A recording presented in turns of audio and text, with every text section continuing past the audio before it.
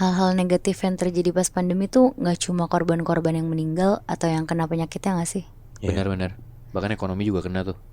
Karena pada saat itu banyak banget kota-kota yang jadi mati dan sedikit banget aktivitas yang bermunculan. Iya setuju gue. Iya, setuju banget lagi gue, Nat. Karena gue dapet cerita nih, Nat, Moy, yang kejadiannya berhubungan banget sama pandemi.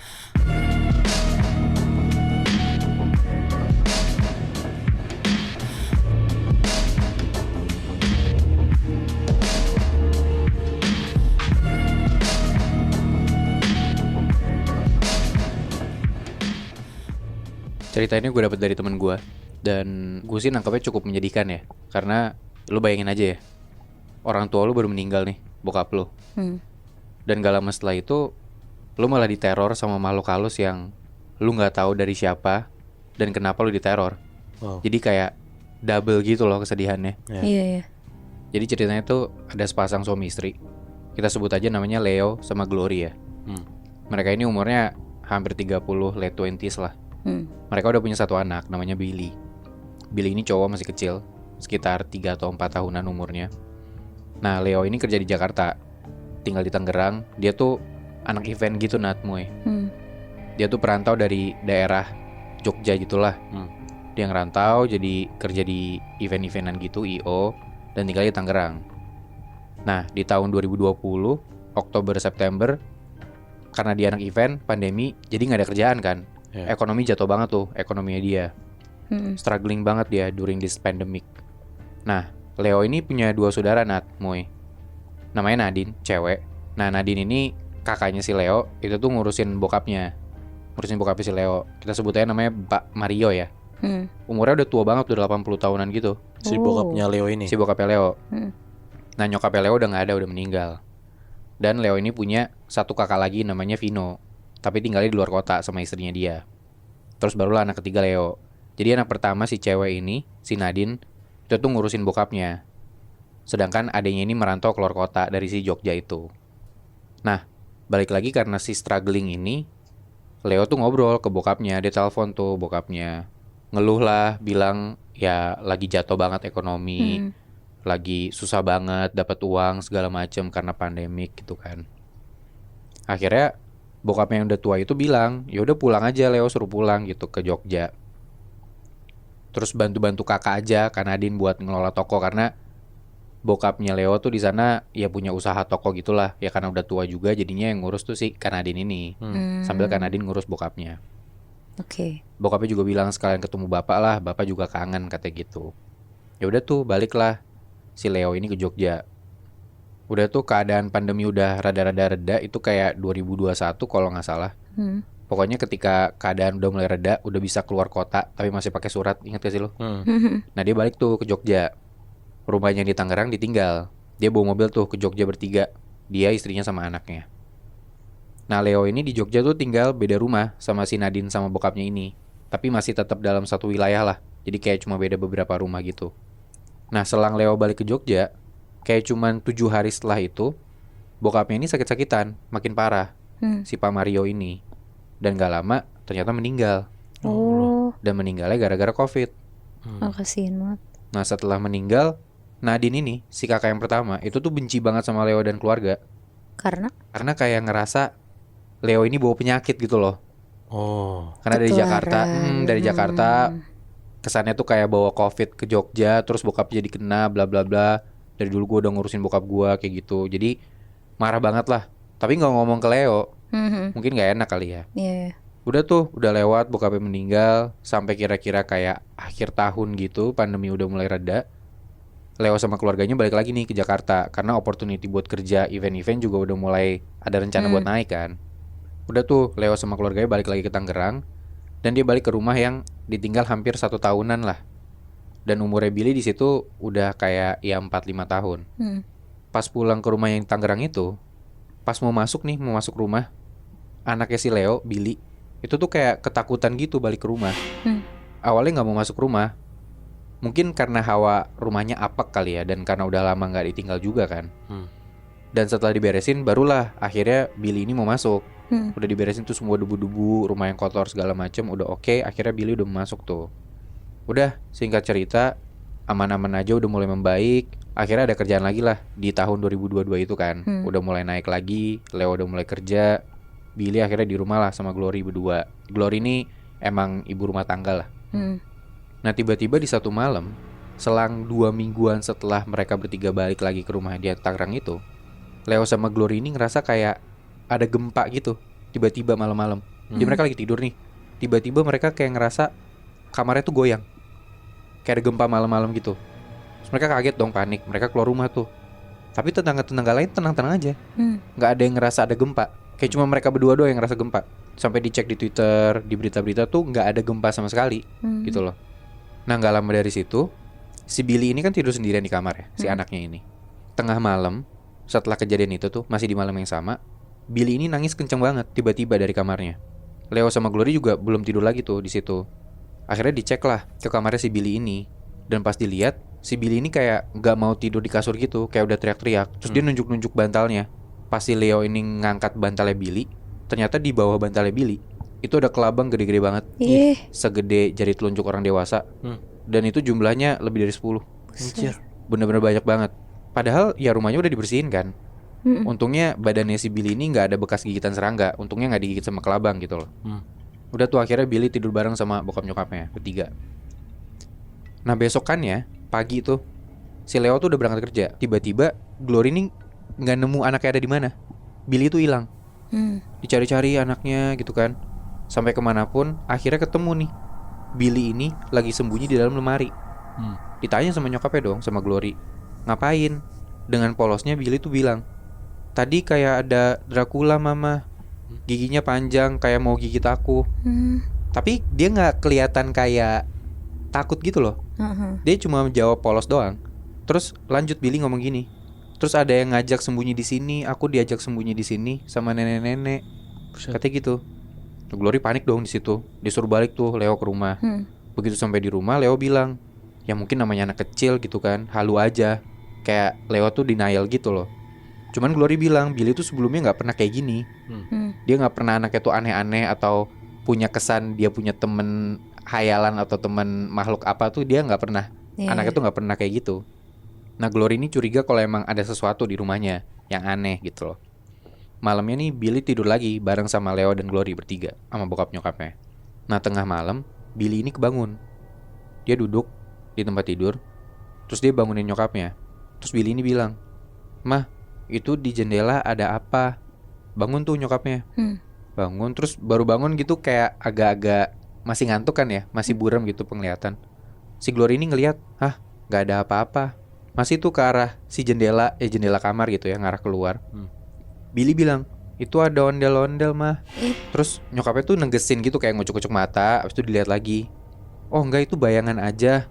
Terus si Billy bilang, "Oh bayangan, ya udah tidur aja kata nyokapnya gitu."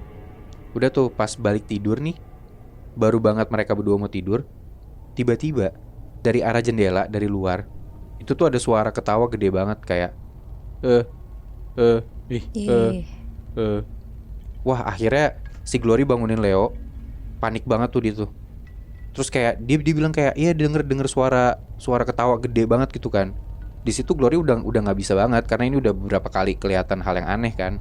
Dia ngepres si Leo tuh buat cari tahu nih siapa nih yang gangguin mereka, siapa yang mau nyelakain mereka gitu kan. Karena udah nggak bener nih rumahnya. Si Glory inisiatif lah buat minta bantuan dari gereja. Karena mungkin rumah ini udah lama ditinggal yang hampir setahun itu, mungkin ada penunggu datang atau gimana gitu kan. Tapi ternyata setelah pas coba dibersihin, gak mempan Nat, Muy. Gue gak tahu gimana ceritanya ya. Tapi gak mempannya karena pernah ada satu kejadian. Si Glory ini ngawasin Billy pas lagi main. Kayak ya sore-sore gitu lah, sore malam gitu. Tiba-tiba Billy ini lari, katanya mau ambil minum. Terus ditawarin sama Glory buat diambilin, tapi anaknya gak mau, maunya ngambil sendiri. Ya udahlah gak apa-apa. Glory nonton TV tuh.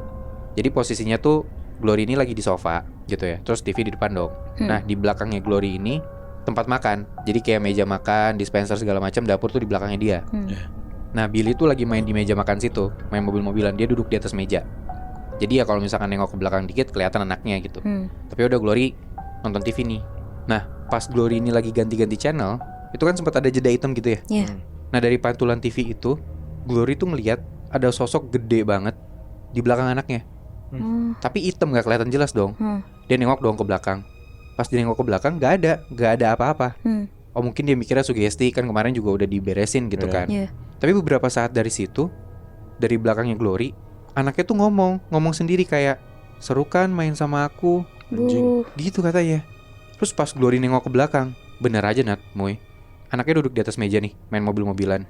Tapi di belakang anaknya ini ada sosok gede banget, berbulu, giginya bertaring, tinggi besar, dan taringnya tuh gede banget, lagi meluk anaknya ini di atas meja. Aduh. Terus mulutnya sosok ini mangap kebuka lebar banget, giginya bertaring gede banget juga, dan mangapnya tuh di atas kepalanya Billy. Jadi kayak mau makan kepala anaknya. Si Billy pun juga gak takut ya? Gak takut dia, karena mungkin dia gak tahu itu sosok yang serem kali ya. Gila. Di situ Glory panik banget tuh, karena dia ngelihat sosok itu kan. Dia teriak, diambil dari atas meja anaknya itu, dibawa ke kamar, dia langsung nelfon Leo tuh. Glory tuh nangis banget tuh, panik banget tuh di situ. Akhirnya Leo pulang dan Leo nelpon lah. Dia punya temen, kenalannya dia namanya Dito. Nah Dito ini ya orang pinter cenayang gitulah. Dito ini nanya, kapan Leo bisa balik ke Jogja? Kalau bisa sih secepatnya, kata Dito gitu. Akhirnya langsung lah malam itu juga Leo sama keluarganya ke Jogja tuh. Nah karena sebenarnya Dito ini emang tinggal di Jogja, jadi kayak teman lamanya Leo gitulah, yang dulu teman mainnya dia di Jogja gitu. Pagi butanya sampai di Jogja, dikasih tau lah sama Dito panjang lebar.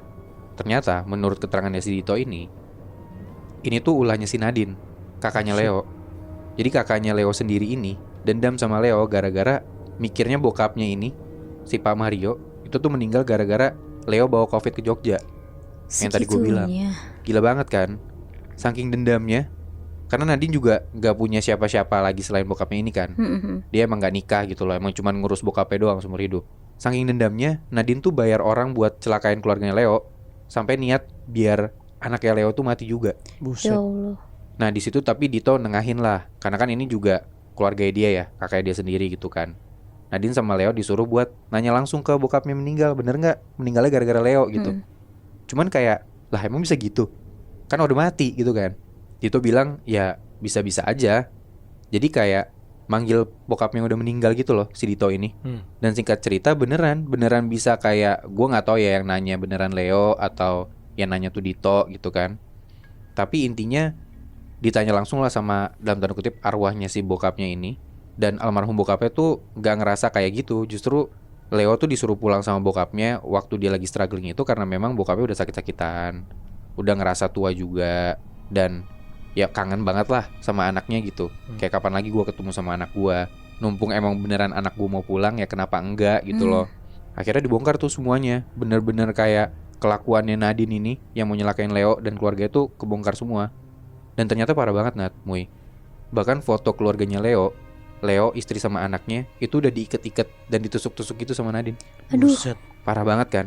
Udah tuh setelah itu bener-bener mereka semua minta bantuan pastor daerah itu buat bersihin semuanya. Dan untungnya sih semuanya balik normal. Tapi setelah kejadian itu Nadine sama si Leo udah gak akan ada komunikasi yang baik lagi dong? Harusnya sih gitu ya Mu ya. Maksudnya gue juga kalau misalkan gue di posisinya Leo sih, wah gila gue benci banget sih sama kakak gue ya. Tapi untungnya sih di sini mungkin Leo bisa dewasa ya. Atau mungkin ada harapan di mana ya udah deh gue masih bisa baikan sama kakak gue gitu. Mungkin juga ngerasa oh iya bener kali ya kakak gue nggak ada yang nemenin. Mungkin keluarga gue bisa hadir buat kakak gue juga gitu. Ya mungkin Leo ngeliat itu sih, makanya akhirnya baikan gitu. Ya soalnya COVID itu kan isu sensitif banget ya. Bener. Kayak orang di luar kota datang ke kota itu kan pasti kesannya ngebawa wabah kan. Sebenarnya emang gue ada relate juga sama Nadine, cuman kayak dengan cara dia ngasih ilmu hitam ke saudara sendiri tuh menurut gue udah gila banget sih. Iya ya. Berarti lu ada nggak Mu cerita tentang COVID? Ada lagi.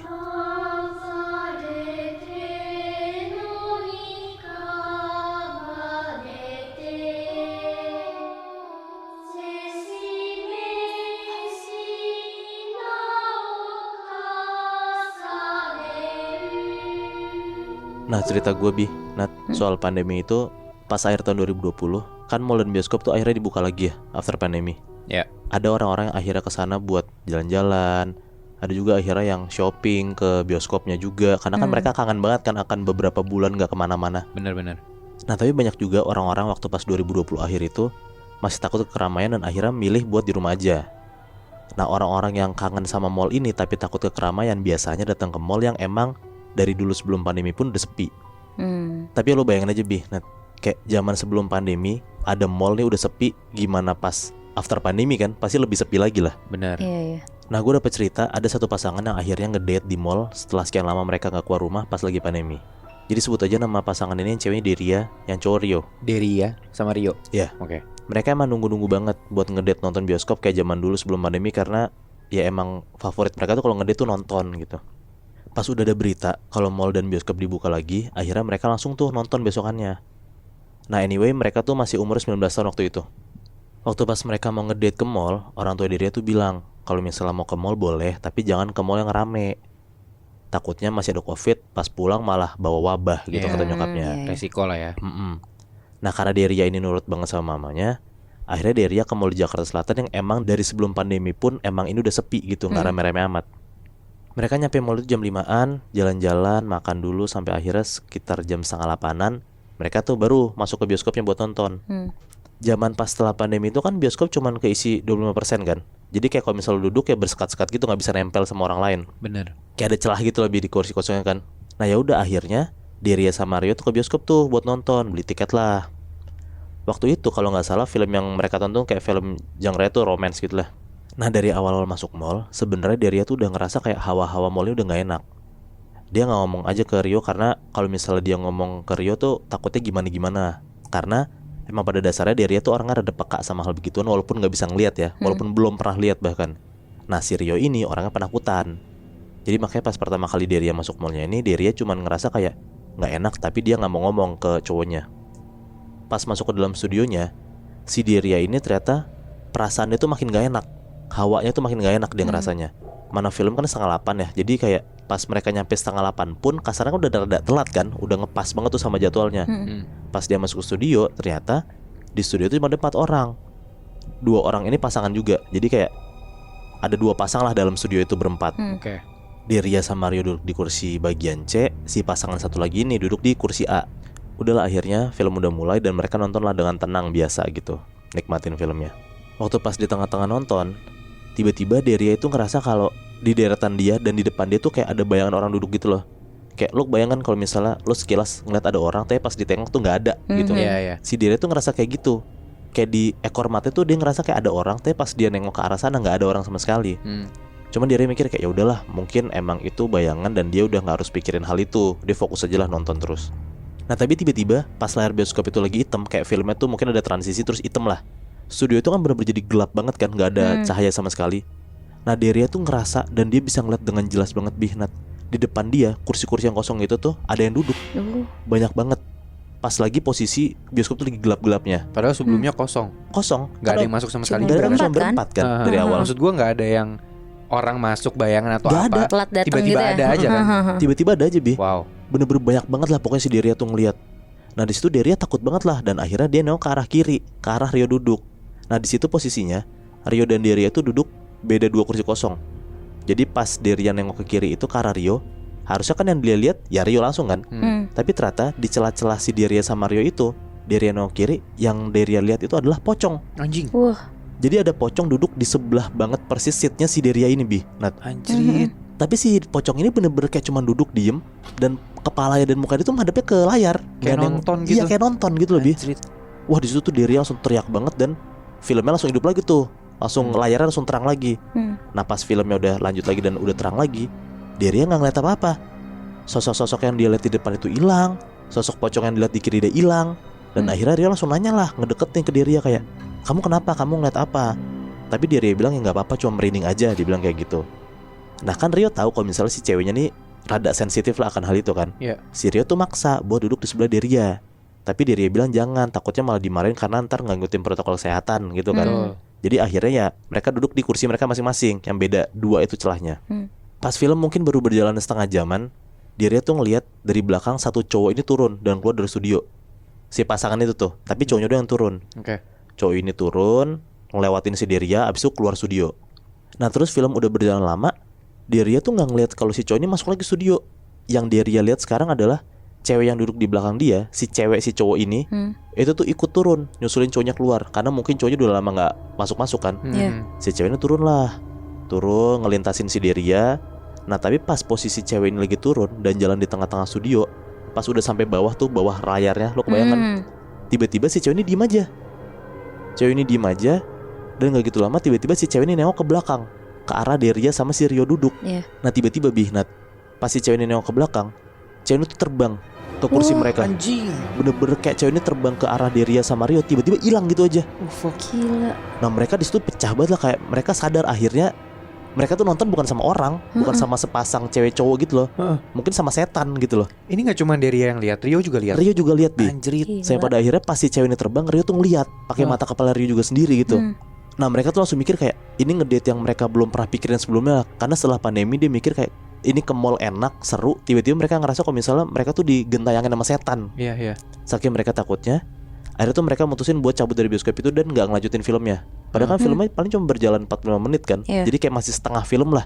Mereka mutusin buat cabut dari bioskop itu. Sisa 40 menit lagi gitu kan. Iya benar. Nah keluar dari bioskop itu, mall tuh makin sepi, Bi. Nat, bener-bener kayak cuma beberapa orang doang lah yang jalan. Akhirnya mereka buru-buru tuh keluar dari mall itu. Mereka mikir biar gak ketakutan lagi lah gitu kasarannya. Mending cabut lah dari sana. Iya benar. Mereka parkir mobilnya di basement dan mereka turunlah ke basement.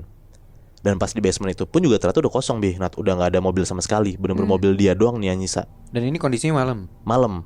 Kan dia nonton jam 8:30. Mungkin udah jam 8:30 kurang lah sekarang. Iya. Mana tuh basement, hawa tuh lembab banget, Bi. Nat, kata si Deria tuh kayak dia ngerasa panas banget lah pas masuk basement itu. Akhirnya karena Deria ngerasa gak enak, langsung buru-buru tuh mereka masuk ke mobil. Rio nyetir dan Deria tuh di sebelahnya duduk. Rio hidupin mobilnya dan Rio mundurin tuh mobilnya dia. Nah pas Rio lagi mundurin mobil, kan kalau misalnya lo mundur ada kamera di belakang gitu kan, Bi. Dan tampilan kamera tuh kelihatan di layar TV lo, layar TV mobil lo. Iya, ini tengah itulah. Di tengah. Nah di layar TV mobilnya Rio itu, Rio sama Deria tuh ngeliat ada pocong lagi duduk. Persis banget di belakang mobilnya dia. Dan si pocong itu madep kaca, madep si layarnya itu, Ngadep kameranya madep berarti. kameranya. Gila. Terus Wah di situ akhirnya mereka berdua pecah banget lah. Mereka berdua teriak dan si Rio tuh udah gak mikir macam-macam lagi, dia langsung mundurin tuh mobilnya. Ditabrak aja tuh. Nah pas mobilnya dimundur sama Rio, si pocong tuh hilang aja gitu lebih. Bener-bener kayak tembus aja gitu, Nat. Oh gak ada suara geduk gitu? Gak ada sama sekali. Anjir. gila. Pas dia mundur mobilnya, tiba-tiba pocong itu hilang dan akhirnya mereka langsung cabut lah dari mall itu. Mungkin itu kan 2020-an akhir ya. Hampir sekitar setahunan, mungkin 2021-an lah. Akhirnya mereka baru berani lagi tuh balik ke mall itu. Wah anjir, gue sih kalau misalkan udah mau turun pandemi pun ya, gue ke mall yang entah itu di mana ya, gue nggak mau sih anjir ke mall itu lagi. Itu di Jakarta Selatan sih, dan mall sepi di Jakarta Selatan ada banyak kan? Ada sih beberapa sih, Moy. Nah, lu tebak aja Bi di mana? Aduh, gue penasaran banget lagi itu di mana.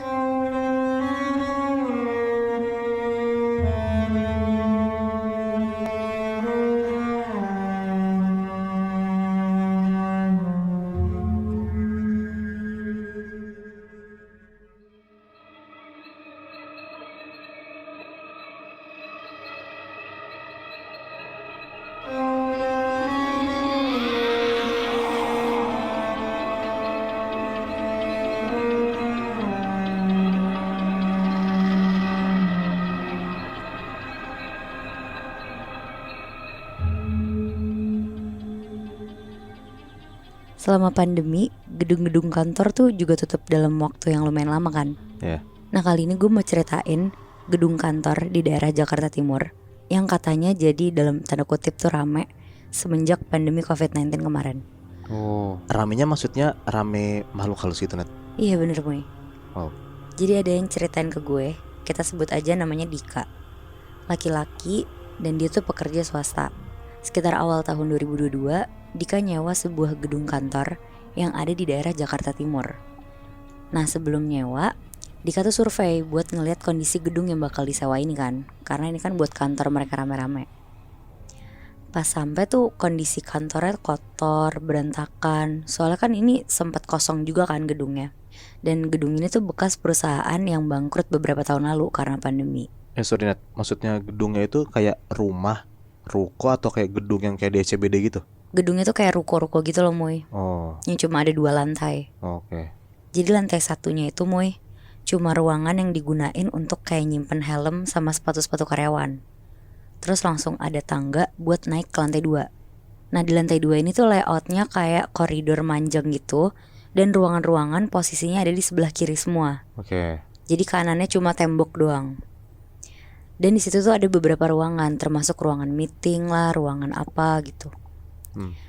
Terus di pojok koridor lantai 2 ada pintu yang kalau dibuka itu tuh isinya ada toilet sama dapur.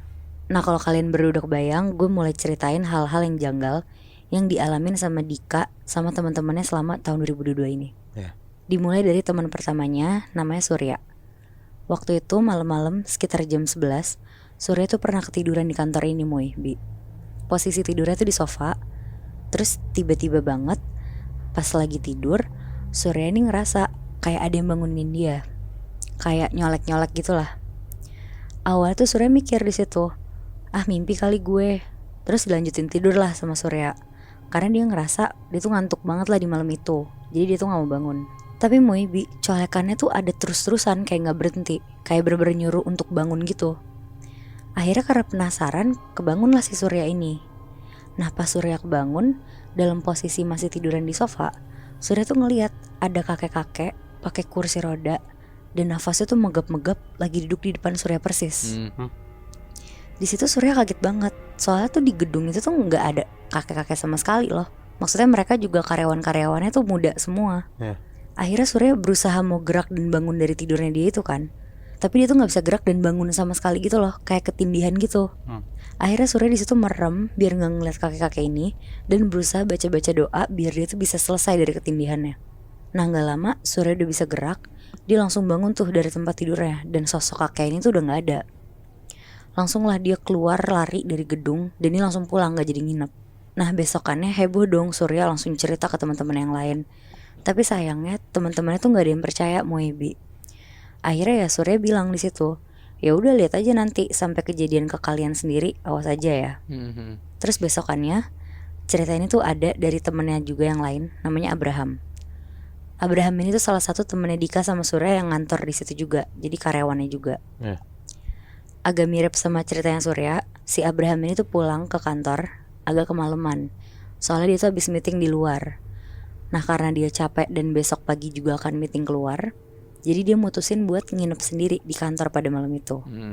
Abraham tuh tidur di tempat yang sama persis kayak Surya kemarin. Berarti bisa dilihat kalau si Abraham ini tuh bukan tipe yang penakut gitu kan. Soalnya abis dengar cerita Surya, bukannya parno malah gantian tidur aja di situ. Ya. Nah pas Abraham udah tidur, sekitar jam 1 malam, dia tuh bangun tiba-tiba. Tapi kali ini bukan dibangunin sosok kakek-kakek kayak Surya kemarin. Cuma Abraham tuh ngerasa dia kayak kebelet pipis gitu. Tapi dia tuh mager. Karena kayak yang gue ceritain di awal tadi Bi, toilet kan ada di ujung koridor lantai 2. Jadi dia berusaha nahan tuh, karena dia tuh males banget. Tapi pas dia paksain merem untuk tidur, dia tuh gak tahan sendiri. Akhirnya dia bangun lah, terus dia berusaha untuk mau ke toilet. Nah pas dia jalan mau keluar dari ruangannya dia, jadi pintu ruangannya tuh kaca gitu. Jadi kelihatan kan dari luar tuh dia bisa ngeliat ada apa kan. Sekat-sekat antar ruangan tuh cuma kaca doang. Iya betul. Nah pas dia mau jalan ke arah pintu, dia tuh kaget banget ngeliat ada perempuan cantik banget berdiri di luar ruangan pintu Abraham ini. Tapi Abraham yang masih setengah sadar dan gak lihat jam, refleks lah sambil ngebuka pintu gitu dia bilang, "Mbak maaf saya baru bangun."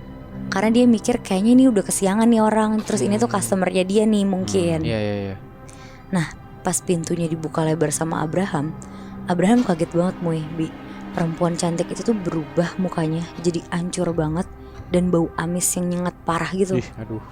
Di situ Abraham langsung nutup pintunya kenceng banget dan lari ngumpet di balik selimut. Pelan-pelan dia nyoba ngintip ke arah pintu, tapi sosok itu tuh masih ada tuh. Perempuan muka hancur itu tuh masih berdiri di depan pintu sambil ngeliatin Abraham. Gemeter banget lah dia di malam itu. Mau kabur keluar gedung pun akses satu-satunya buat keluar kan ditutup sama sosok itu kan. Terus ya udahlah akhirnya dia berusaha buat tidur, dia meremin terus sampai akhirnya dia ketiduran lah di malam itu. Nah lanjutnya besokannya si Abraham udah mulai percaya tuh sama omongannya si Surya. Tapi Abraham gak mau cerita ke teman-temannya karena males diketawain dan gak dipercaya juga kan.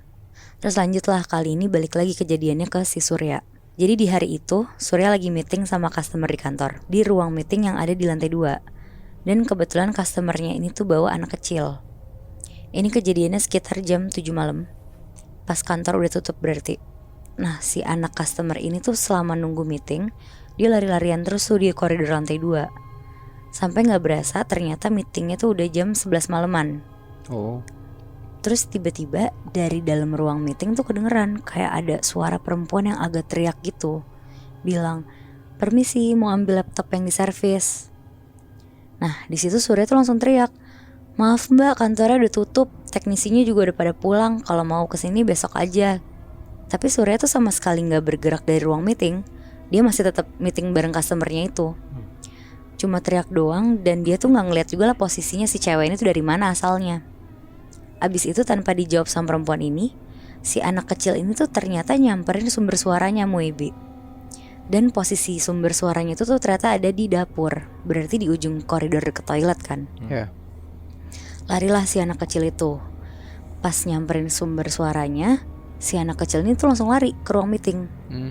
Niatnya sih mau laporan ya, dia ngelihat si perempuan ini. Terus anak ini tuh malah bilang, "Mama, kok mbak yang mau ambil laptop punggungnya bolong ya?" Aduh anjing. Terus ada darahnya banyak. Wah, ngedenger itu mamanya langsung gendong si anak kecil ini dan izin pulang duluan lah ke si Surya. Tapi karena Surya juga takut, akhirnya Surya ikutan pulang ninggalin kantor dengan keadaan berantakan banget tuh kantor abis meeting. Iya. Nah sebenarnya masih ada lagi Muibi, cerita tentang gedung kantor yang disewa ini. Cuma gue rasa cukup sampai sini dulu deh. Gimana kalau kita lanjutin di malam-malam berikutnya?